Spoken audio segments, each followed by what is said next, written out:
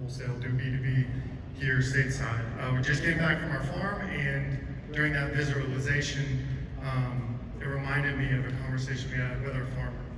And it was, he is buying up dilapidated farms, and he said to me, you can buy one of these farms, and you can buy a farm for your matcha tea company, and you can buy as many as you want because they keep going out of business. So my visualization in 5 years for the Japan side is to buy up as many farms that have been abandoned, right, with Suji-san, the master tea farmer, and then we have our own farms, and then we have 1,000 of our own tea shops here stateside, right? Johnny Matcha Tea Company shops, matcha shops, and then each matcha shop is representing and providing for the communities in Japan where those are and where those have been affected because of commercial farming putting everybody out of business. I love it, bro. That's amazing. Give a round of applause. Let's do one more, Pat. Yes, so my name is Maxine Beck. I'm from here. 5-year goals. First off, I want to say in my past was not comfortable speaking in front of people. So that's why I was like raising my hand and shouting from back there, and just wanted to make sure that I accomplished this goal today. Yeah. Give a round of applause.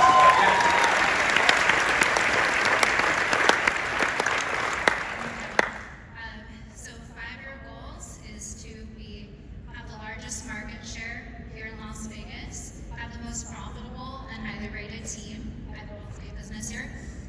Also, I want to be a top keynote speaker so I can inspire others, help them build their confidence. How many of you want to see her on stage? Thank you. And then one other thing is I want to help inspire others to heal from anxiety disorders. I love that. Great vision. So, what I love about what I just heard from those visualizations was so many of them were purpose-driven. Did you guys catch that? There was a purpose behind each of those. Anxiety, helping the farmers, building a business at 21, food trucks, changing the community that you're serving. For me, and just like everyone who's mentioned here, if money's the only thing you're worried about, it'll get you to a certain level, but at that point, you'll stop making money. It just doesn't become a motivator anymore. So whenever you have purpose behind what you're doing, it's going to allow you to just change things so much better. And I'll share with you guys just real quick what my purpose is. For those of you, all of you guys follow me, that's how you guys ended up here. But, I share my faith a lot. And, thank you. So, there's a reason we do prayer every single WealthCon, and I lead a sermon, and, anyone's welcome to come. Doesn't matter what you believe. But, my vision that I have for my life is like, man, financially, I've achieved, everything I need for me. It's happened way quicker and way bigger than I ever thought possible. So what happens next? And, we ended up launching this thing called Wealthy Kingdom, which is for Christian entrepreneurs. Okay? Thank you. And, we launched it 2 months ago, back in May, and, it's growing like crazy. In fact, next week, we're launching 40 Bible studies nationwide. So I'm super excited about that. And my vision is, I want to expand that to hundreds and then thousands nationwide, because I know that's what changes lives. Now, thank you. So, but I know in order to accomplish that mission, things need to happen, right? It's not just going to magically happen. I have to get better at business. I got to make more money to fund all of that happening. I've got to grow my following to attract more people. Like, I've got to put in work for it to happen. It's not going to magically happen. So for all of you with those big visions and big dreams and for a big purpose, The thing I want you to realize is, even though money's not something that's going to necessarily fulfill us, it is a requirement to accomplish big things. Would you guys agree? Yeah. You need resources. And so that's why I want to show you with what we can do in real estate, how you can build a business that not only funds you and your needs, but then it starts providing for your family and generations and community and everything else, okay? So in real estate, you know, there's a saying, 90% of millionaires are made through real estate. Andrew Carnegie said that, and it still remains true today. There are so many people that bought houses, and even in just the last 5 years, and they become millionaires. Not from anything crazy, just from appreciation of real estate, okay? Way more than they made in their normal jobs. You guys have seen how much housing prices have gone up, right? Ricky showed you the chart.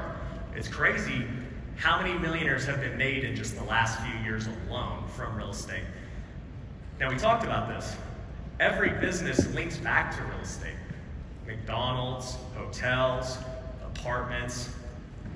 At the end of the day, you know, when my man was talking about franchises, they all require systems. They all require real estate.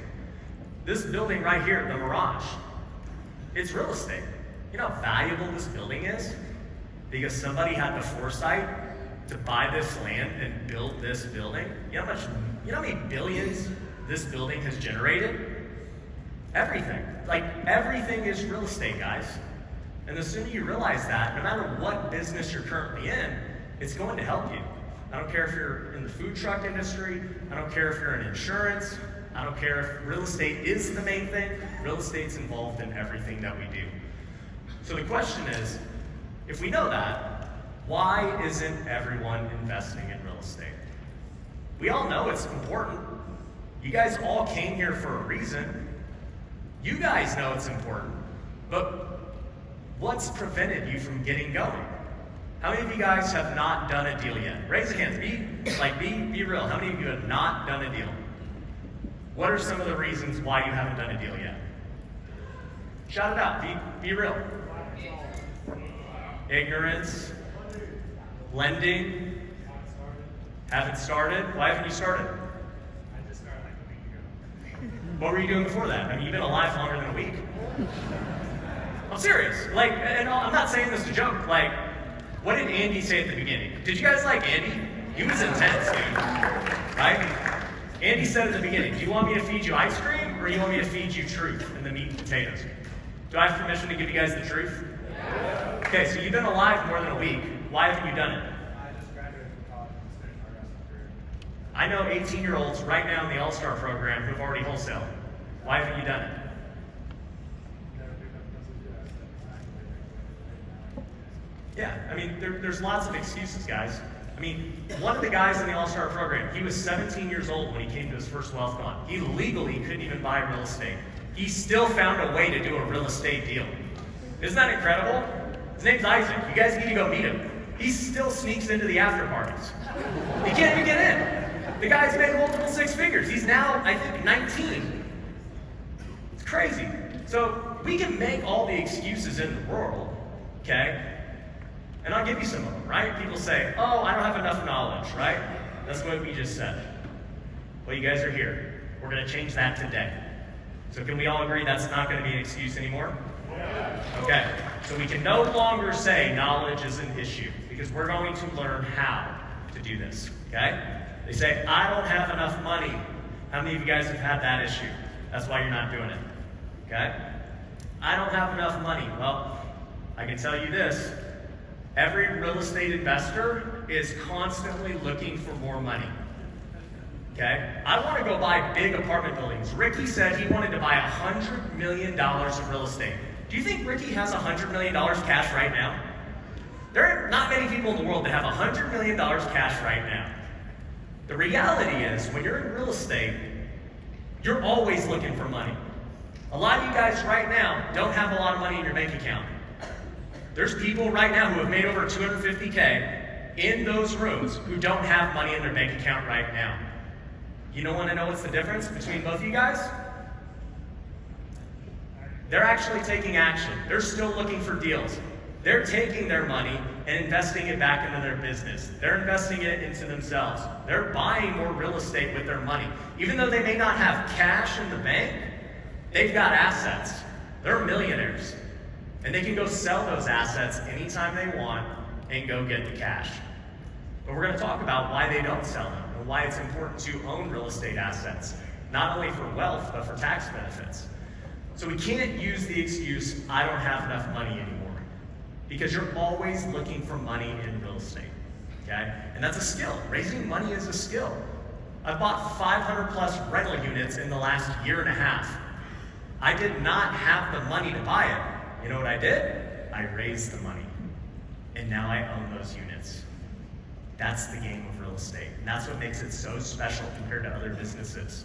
The amount of leverage and money that pours into real estate is enormous. So as long as you're good at getting deals, raising money's not hard. So do we agree we're not going to let money affect us from anything? From buying real estate, investing in ourselves, whatever. That's no longer going to be an issue. 3, they believe the market isn't strong. This is a common belief. How many of you guys have heard it literally the last 5 years?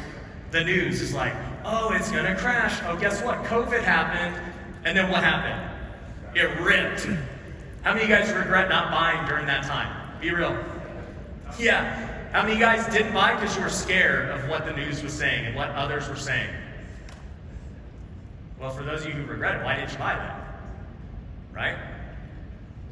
We're going to be truthful today. You know? Change doesn't happen when you're just afraid. Change happens when you admit what's actually happening in your life, then you can change it. Okay?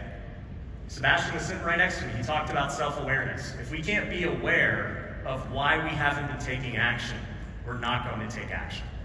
Okay? So Ricky already did his presentation. Do we all agree the market's very strong? There's not a lot of inventory, right?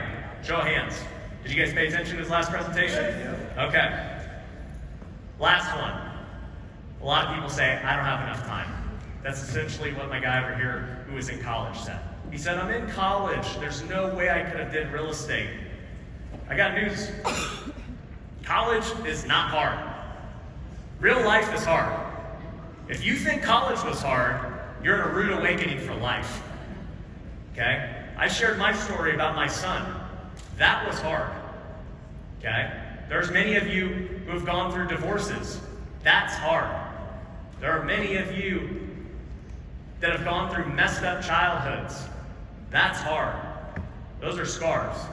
Going to college is not hard. Okay? So I want to be real on what time actually is. And here's the thing too. A lot of you guys who have family and have jobs and have kids, how many of you have kids? Let's see. Show of hands. Okay. Majority of the room has kids.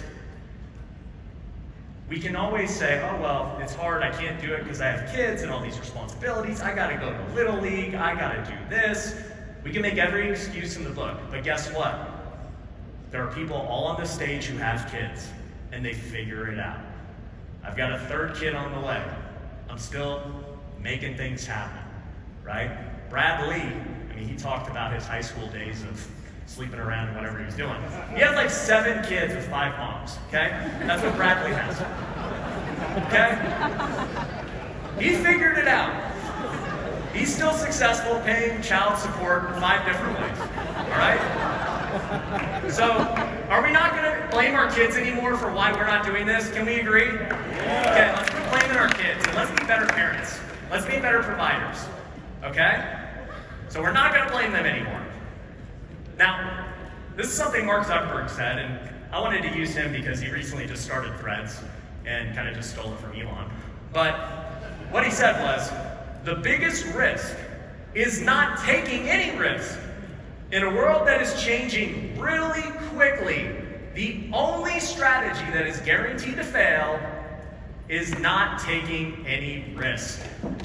You will fail if you choose to stay the same. It is guaranteed. You will fail. Because your job, the way it is today, isn't going to be that way 5 years from now. There's a chance AI takes your job. There's a chance your industry no longer exists or it gets regulated. If If you think what you do today is going to get you through the rest of your life, you're in a rude awakening. And this is coming from a guy who's worth, I don't know, $50, $100 billion. He's worth lots and lots of money. He was the youngest billionaire ever. This guy has the biggest social media platform in the entire world. Like, he literally kind of runs the world. And he's saying, I have to always be changing and taking risk. I gotta go start a new thing called Threads. Facebook is dying. I gotta buy Instagram. He's always changing and adapting, and that's why he maintains his status. He knows what happened to MySpace. He knows what he did to MySpace. He knows somebody else is coming for him. And so he has to take risks. So, everything I just named, who would like to overcome these issues? Show of hands. We're going to overcome them. I'm going to show you how. Successful real estate investors have three things. One, they have a blueprint. Two, they have access to money. Three, they accept real estate in short-term and long-term. It's actually four. And four, they have systems to buy back their time. You heard Dan Martell talk about that. It's literally what his book is called, right? You gotta have systems to buy back your time. That's what will make you successful. That's why all those students can be here on a Wednesday and their business is still operating. How many of you guys can just go leave your job and it would still make you money? Not many, right? So you have to have systems, okay? So here's my mission today. I want to show you that blueprint. I want to show you how to get access to capital. And I want to show you the steps to actually take action and quit making excuses, okay? So that's the mission. So here's what we call it, the wealthy investor method. Here's step one. Have a system to find deals in any market. If we can find deals in any market, it doesn't matter what's happening. We are going to make money. Everything in real estate is predicated on the deal. Think about it, right? No matter how bad somebody thinks the market is, if you got a deal that was 50% of market value, do you think somebody would buy it from you and you'd make money? It doesn't matter if the market's in a complete freeze, somebody will buy it. You will make money. And when the market's hot, you don't even need great deals. People will buy them from you anyways because the market is so hot. When you have good deals, you're able to raise money so much easier. Like, people get so scared that raising money is the issue, but in fact, they're just not good at getting deals. That's what it comes down to. If you're good at getting deals, the money will flow to you, okay? Second thing, you need to use leverage to buy properties without using any of your own money. So for me at this point in my life, I pretty much buy every property and every flip without any of my own money. And I'm going to show you my portfolio. I'm actually going to show you how much equity in real estate I own here during this presentation. And the majority of it was bought without any of my own money. It's because I'm good at getting deals, okay? Once you have deals, you can start raising money so much easier. The third thing is, you got to build a process to remove yourself while leveraging others' time, technology, and systems. For everyone taking pictures, I love it. That tells me you guys are engaged. You should write notes, you should take pictures. I love seeing that stuff. So you've got to build a process. If you can do that, you can leverage others, time, technology, and systems. In fact, I'll just give you an example of this, okay? This event, our team did a great job putting it together. Would you agree? Okay, round of applause. Now, I'll tell you this. I wasn't involved in much of it at all. I didn't sell any of you guys to get here. I didn't sell you a ticket. You know, I didn't pick any of these things. The speakers all came. They got coordinated. They got their flights. They booked this room. They got the tables set up, MCs, the after parties. Like, they did all of it. I literally kind of showed up like you guys. You know, I prepared my presentations and things I wanted to say, but at the end of the day, logistically, they handled all of it. That's what a system does. It allows you to do those things and create massive impact. Fourth thing, real estate does, and I was mentioning this earlier, it lowers your taxes and helps you build long-term wealth. Real estate is the only asset class in which you can lower your tax bill and build long-term wealth. Crypto doesn't let you lower your tax bill. Stocks don't let you lower your tax bill. None of these other things lower your tax bill. Real estate does. I'm gonna explain to you how it does that. So this is the 4-step process if you wanna take a picture of it. For those of you who missed out on the first couple, this is the process that we are going to go over today. Build systems, raise money, build processes, and then build long-term wealth. So I want to give you a quick example of this. So we have a guy, his name is Clint. You guys saw him on the stage earlier today. He kind of told a little bit of his story, but I actually have the receipts of how his story got started. These are the receipts. This is my Instagram right here. If you can read, the date is 2020. So he messaged me August of 2020, and he basically said, hey dude, just want to let you know I got started in the program. I just signed up. Now what you don't see there is that he was still in the process of selling his business. He had a different business. He was trying to sell it to his partners, and he was like, I've got to still work on my business for the next 2 months during the sell, but I want to get started now and absorb the information. I can't take action yet, but I'm going to absorb the information and get started today. I'm not going to wait. Because he's like, I want to hit the ground running the moment my business sells. I don't want to like start over once it sells. I want to start now. And I was like, okay. When there's guys who take action like that, I know they're serious. They're going to be successful. So I said, sweet dude, let's do it. Just watch the calls, for the next 2 months, and then when you're ready, let's freaking tear it up once your business sells. So that was about 3 years ago. Then he sends me this text last week. He says,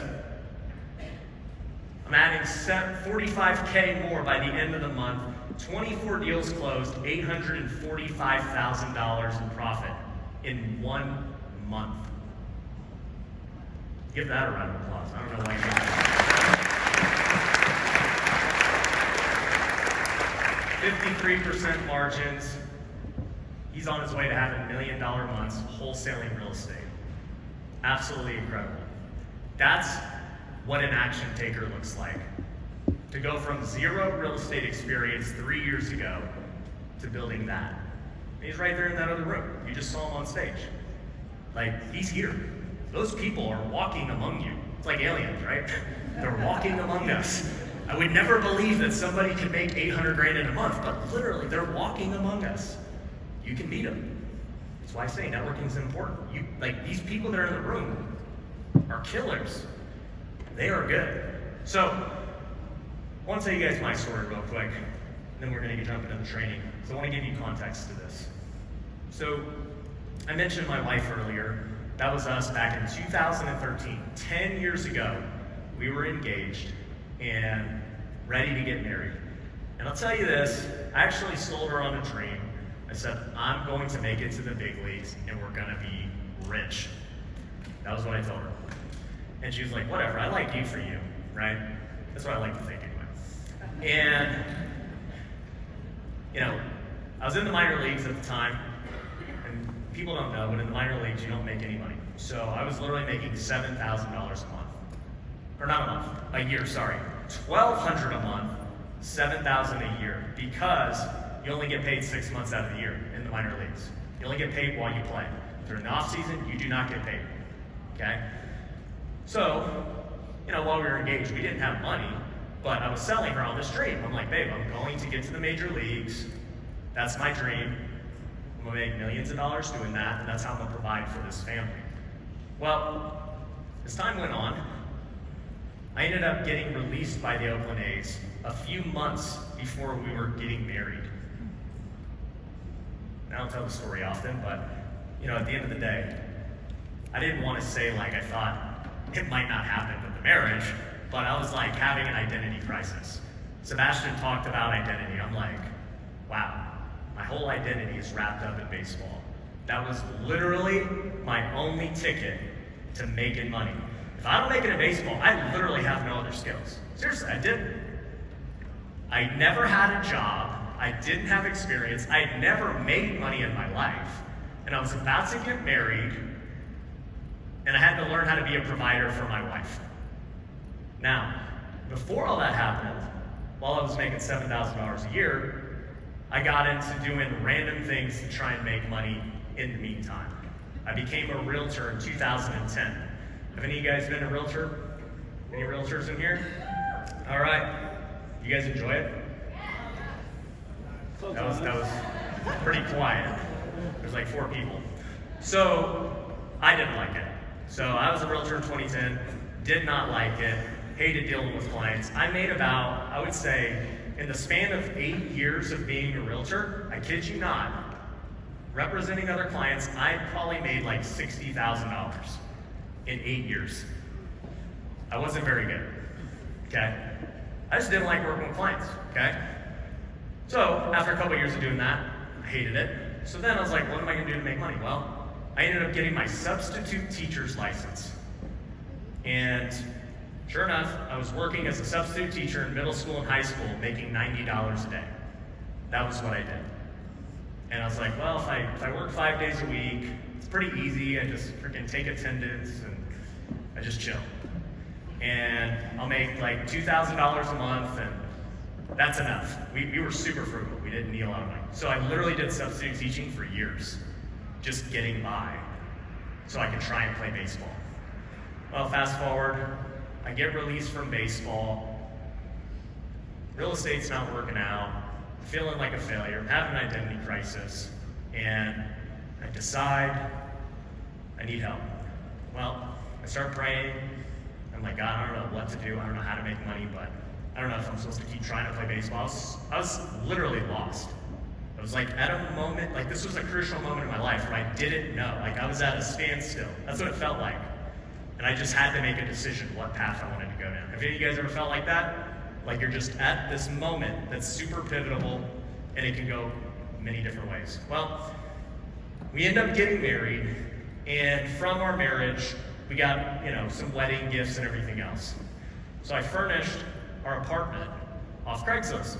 So I spent, $1,000 to furnish the entire apartment, and I was super proud of myself because I negotiated all these good deals.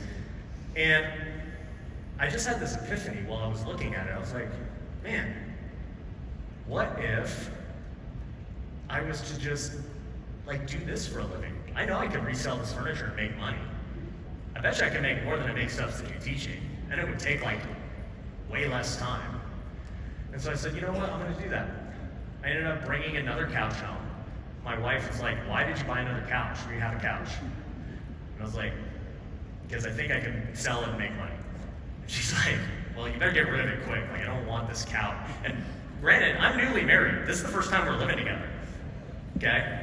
So, this is within the first 2 weeks of living together. I'm bringing another couch home. And so we're getting off to a pretty good start. So anyways, it ends up working out. I end up selling the couch. I made $200, and I was like, wow, I'm just gonna freaking find a couch every day, and that's more money than I make substitute teaching. And this is exactly what I did. Ended up continuing to find couches, and I scaled that business. That was my first ever entrepreneurial success. I ended up making $8,000 a month from that business. Just hustling and finding couches. Yeah. And it was actually the first time I got accustomed to real estate and business. You wanna know why? My couches were in storage units. If any of you guys wanted to buy self-storage, well, back then, 2014, I remember renting out the storage units and just seeing the business model. And I was like, man, they have one employee, they have 400 units for rent. If each unit's getting $100, they're making $40,000 a month. Their employee's probably $4,000 a month. These guys are killing it. And it occurred to me, I'm like, no one's ever here either. There's no tenants, there's nothing. This is the best business ever. Because I was there every day delivering couches. I got to see it firsthand for years. I was like, no one is ever here. And I told myself, I go, one day, I'm gonna own a storage facility. I don't know how it's gonna happen. I have no idea how to buy it, but I know it's smart. I just inherently knew real estate was good, even though I had failed as a realtor. Well, as time would have it, about a year later, I'm on my 1-year anniversary with Mindy. We're doing pretty good cash flipping, but we're in New Orleans, and I'm just sitting there thinking, like, man, we've made it 1 year in marriage. Things went well. God provided, but I could not help but feel empty. Have any of you guys made good money and felt empty about it? Yeah, I felt empty. I was like, I'm stoked that we're doing well, but I'm not going to do this the rest of my life. Like, I don't have purpose flipping couches. And sure enough, I ended up praying, and I said, God, what do you want me to do with my life? I failed at baseball, I failed at real estate. Literally, the only thing I'm good at is flipping couches. Seriously, this was like a serious moment. You guys are laughing, but that was literally the prayer. It was true. I told you guys, I'm going to tell you truth, not the ice cream. Like, this was all I was good at. And I just remember he whispered to me, he was like, real estate. I was like, no way. Real estate is not the thing. I've already failed. And sure enough, literally within a minute, I see this TV commercial. And it's like, learn how to flip houses today with no money and all this stuff. Now remember, this is 2014. There's no YouTube like popping off. There's no influencers telling you how to do this stuff. It's all like this scammy stuff. I'm like, dude, that's a scam. And I dismissed it. I was very close-minded. But then I felt God like pushing me. He's like, look into it. I'm like, you know what? What if it is real? So I go on Google, I search, how do you buy houses with no money? And then this website, Bigger Pockets, comes up. And I'm like, okay, what is this? Is Bigger Pockets a scam? I don't know what this is. And I start searching the forums, and I see they got books and stuff. And so I buy this book, How to Buy Houses with No and Low Money Down by Brandon Turner. Brandon Turner, by the way, is in that room right now talking to our all-stars. And he talks about, man, you can actually buy real estate with no money. There's things called wholesaling. There's all these ways to do real estate with no money. I was like, holy crap. They never taught us this in realtor school. Why would they never tell us? And I was shocked. And I was like, you know what? I'm going to flip houses.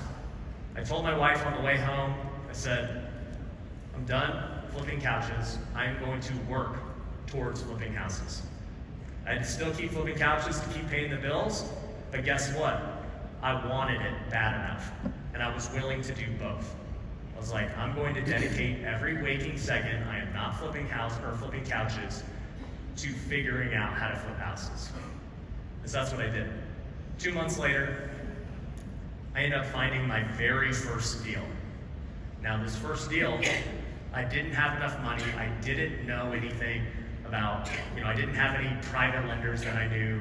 I didn't know any of the things that I'm going to tell you today, okay? But I did know I had credit cards. I was like, you know what? I'm just going to use my credit cards and buy this house. I'm going to use them to get the down payment. So I ended up maxing out my credit card for 25 grand. That was all I had in credit. And then I ended up applying for all these other credit cards in my wife's name, and I got 25 grand for her. And so I had 50 grand to play with. And she was cool with it, by the way, okay? We ended up buying this very first house. We used the money as a down payment. We get a hard money loan, and this was the house. 205 View Drive. So I know the numbers are kind of hard to see, but if you look at the bottom half, that was when I bought the house. You can see on March 10th, 2015, I bought my first house for $99,000. Now I'll tell you this, when I went to go buy the house, my mom, I never mentioned this part of the story, my mom has been a realtor for 30 years. And so she was a pretty decent realtor. That's kind of why I jumped into it as a side hustle. I was like, oh, my mom's a realtor. Like, it looks pretty cool. It wasn't, okay? It was not cool. And she goes, Ryan, you can't buy that house. That house is in the ghetto. You're overpaying for it. It needs work. You don't even know what's going on. It's super old. She tried to talk me out of it. And she didn't even know I was going to max out my credit cards to buy it. I didn't tell her the other half. I don't tell her a lot of things, okay? So I'm like, Mom, I respect you, I love you, but here was what I thought. I was like, you know what? What's the worst that could happen? You know, at the end of the day, the worst thing that happens is maybe I lose money, maybe I break even. Even in that scenario, I'm still broke. But if it works, the upside is enormous. And so for me, I looked at the risk versus reward, and I'm like, well, the downside is I'm still broke doing what I do. The upside is massive. And the upside ended up being far more massive than I ever imagined, right? I was happy if I could just make, 100 grand a year, 200 grand a year. I wasn't thinking millions. I was just like, man, I think this is a good thing. So, if you look at the top screen, the house looks the exact same. I did not really do anything. I put about $1,500 into the house, and I sold it for $135,000 51 days later.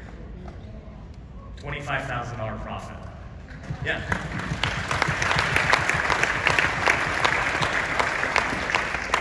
That was the moment that changed my life and gave me the confidence to go all in on the business. And this is something Michael Jordan said that kind of goes in line with what I was just saying too. He said, I can accept failure because everyone fails at something, but I can't accept not trying.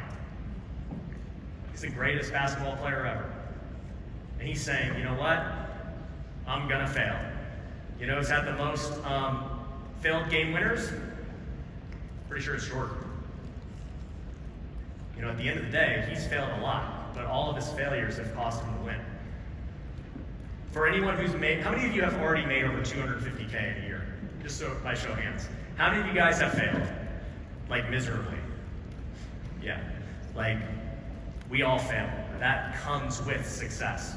But the thing was, like I said, with that first house flip, I could not accept that doing nothing and staying the same thing Mark Zuckerberg said, not taking any risk at all. I could not accept not trying.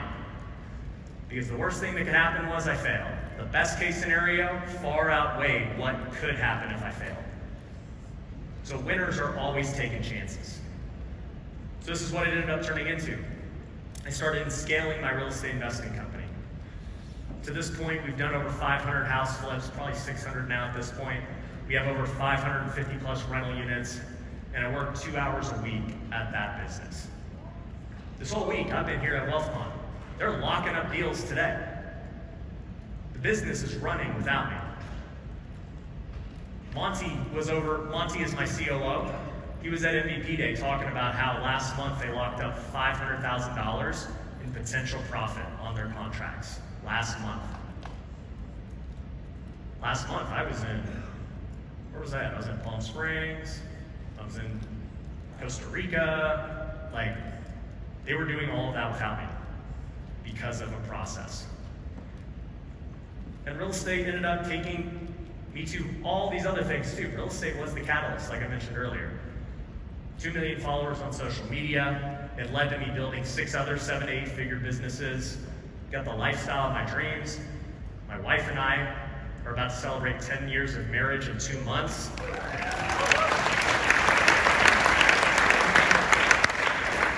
And we're actually gonna have her on the stage tomorrow to give her perspective what really went down. So, she's been my ride or die. 3rd kid on the way next month. Like, there's a lot happening in our life. But the thing is, I'm not the only one. I want to tell 2 different people that have really made an impact on me that we've been able to help. Ray Rodriguez started out as a student. He was 21 years old, and he learned how to get deals off the MLS. All he did was MLS deals. For those who don't know, that's literally deals on the market that require no marketing dollars.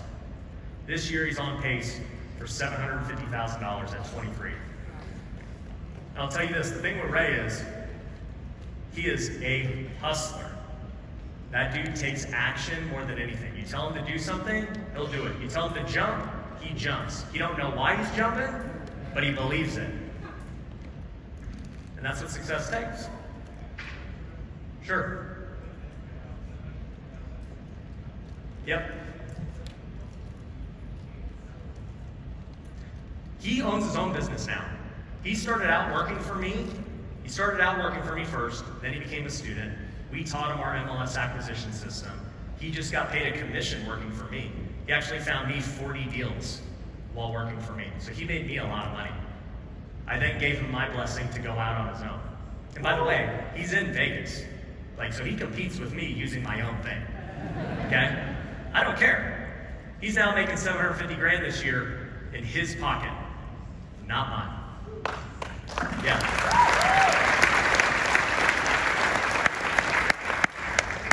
He's also done 12 plus deals this year with wealthy investor students, and now he's a coach in the program. By being a coach, he's been able to partner with other students and do deals. It's an amazing thing. And that's really what leadership's all about. Leadership is about creating other leaders. Dan talked about it. Kent talked about it. How you build your people is going to be how you build your business. If I can build more Rays and help him unlock his potential, that in turn is going to continue to grow my business as well. He's a perfect example. Two other guys I want to show you, Tony and Dakota. So Tony and Dakota joined back in 2020, same time Clint joined. They're in the Midwest. Anyone here from the Midwest? Okay, you guys know I always hate on the Midwest. Okay, my first baseball season ever, I lived in Burlington, Iowa, in 2011. Somebody knows where that is? Okay, so Burlington, Iowa has like 5,000 people. There's literally nothing to do there, and it's freezing. So the Midwest kind of scarred me. But anyways, they joined back in